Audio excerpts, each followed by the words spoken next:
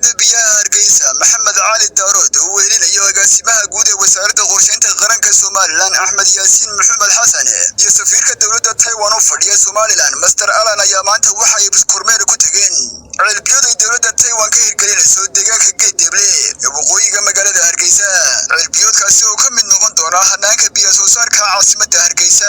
Ugu horreyn waxaa madashaasi ka hadlay agaasimaha guud ee wasaaradda qorsheynta qaranka Soomaaliland Axmed Yaasiin Maxamed Xasan waxaana uu yiri November bay ahayd markii heshiis isafgarad ama Ingiriiska lagu yiraahdo Memorandum of Understanding ay xafiiska Taiwan iyo xafiiska wakaalada biyaha iyo wasaaradda qorsheyntu ay heshiiskaas wada saxeexeen, taasoo ujeedadiisu ahayd in la kordhiyo biyaha iyadoo la sameeyo 3 ceel.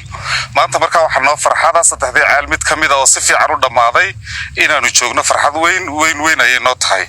waxaanu aad uga mahadnaqaynaa dawladda xukuumadda Taiwan oo halkan ku metelaya hadda Ambassador Allen iyo wakaalada biyaha oo maareeyay halkan nala joogo oo dadaal weyn saaray. aad iyo aad ayaan ugu mahadnaqaynaa. inta dambana insha Allah waxaan rajaynaynaa inay si fiican inoogu soo dhamaan doonto.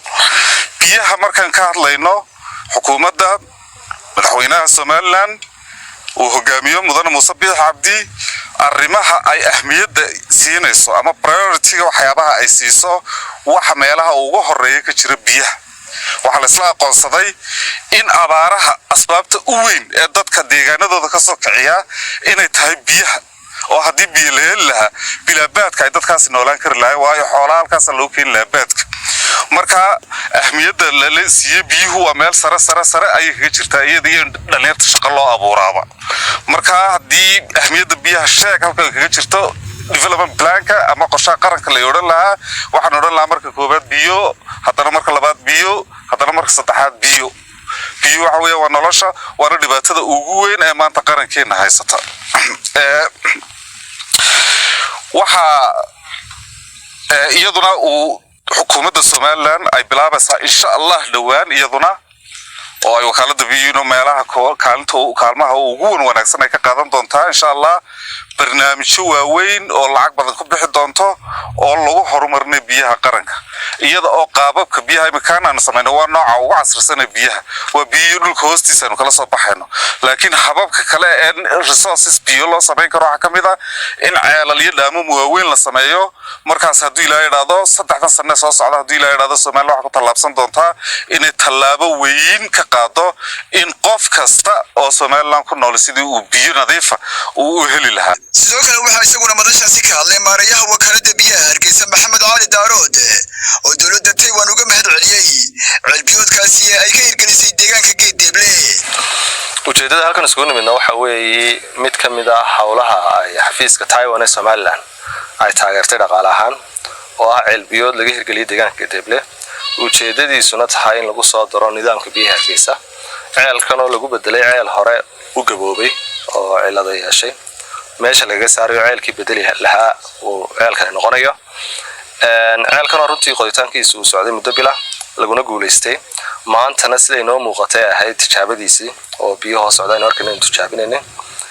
baabkana lagu xidhi doono insha Allah maalmo kadib si uu ceelku sidiisii caadiga ah shaqada ugu soo noqdo. waan uga mahadnaqaynaa xafiiska Taiwan ee Soomaaliland inay ku qanceen inay qayb ka qaateen inay wax ku daraan hawsha biyaha Hargeysa.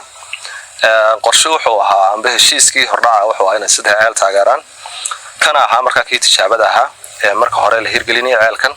waxaan rajaynaynaa 2 ceel kale ay ballan qaadeen in mustaqbalka dhow iyaguna dhaqaalahooda uu iman doono ayaan rajaynaynaa oo filaynaa.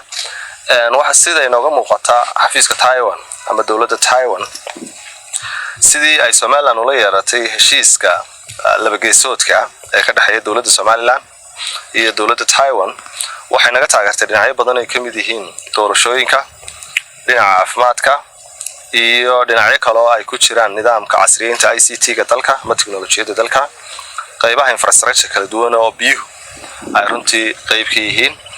wakaalada biyuhuna runtii hay'adaha iyo dhinacyada kala duwan ee Soomaaliland ka taageera dhinaca horumarinta ay wada shaqaynta dhow leeyihiin runtii waa hay'ad runtii xiriirkeedu aad u fiican yahay maadaama ay tahay wakaaladu hay'ad dhisan aqoon ahaan dad aqoon habla iyo inamo badan oo aqoon leh khibrad wanaagsan lehna ay ka howlgalaan ay noqotay wakaaladu hay'ad xoogaysata runtii muddooyinkii ugu dambeeyay Ambassador Alan waan uga mahad celinaynaa maanta inuu Geedeble yimaado. I think for the second time Mr. Ambassador that you are visiting Geedeble. Inuu markii labaad imanay Geedeble. More than 2 times. Oh, sorry. Privately. Absolutely, yeah. Markii labaad uu imanayo deegaanka Geedeble si uu arko hawlaha wakaalada biyo ay gacanta ku hayso qaar kamid ah. Maantana uu rasmiyan u yimiday ceelkan oo dhaqaalihiisa ay bixisay hay'adda reer Taiwan ee la yiraahdo Step 30 International Ministries ay dhaqaale ahaan taageertay inuu yimaado indhihiisa ku arko lacagtii dadka reer Taiwan ama cashuur bixiyaasha reer Taiwan ay bixiyeen halkay gashay maxay qabatay ujeedadii laga lahaa miyay gaadhay marka waan uga mahadnaqaynaa isaga iyo tiimka xafiiska Taiwan ee Somaliland. ugu dambeyn waxaa madashaasi ka hadlay safiirka dowladda Taiwan u fadhiya Somaliland Mr. Alan waxaana uu sheegay inuu maanta ku faraxsan yahay inay indhahooda ay ku soo arkaan cilbiyoodkani ay Somaliland uga hirgeliyeen magaalada Hargeysa gaar ahaan deegaanka Geedeble waxaana uu sheegay in dowladda Taiwan mar walba ay diyaar u tahay in Somaliland ay ka caawiso dhanka adeegyada ay ka midka yihiin biyaha iyo waxbarashada. Today is a beautiful day. You can see the blue sky.